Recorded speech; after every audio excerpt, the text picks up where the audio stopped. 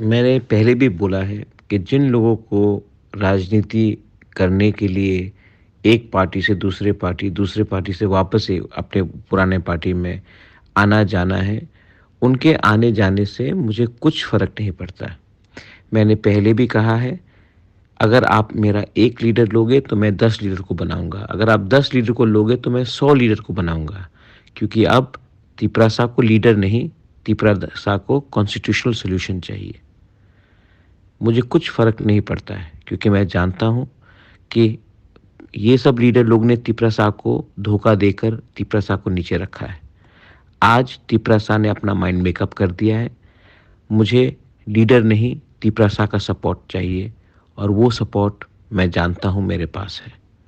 तो आप लोग चिंता मत कीजिए। एक लीडर गया है, 1000 सपोर्टर आएगा और मैंने पहले भी कहा है, आप 1 लीडर को लो, मैं 10 बनाऊँगा। आप 10 को लो, मैं 100 को बनाऊँगा। आप 100 को लो, मैं 1000 बनाऊँगा। क्योंकि तिपरासा को लीडर नहीं, तिपरासा को ईमानदार आदमी चाहिए, जो अपने दोभाग के लिए काम करे, ना कि पार्टी और अपने पेट के लिए काम करे।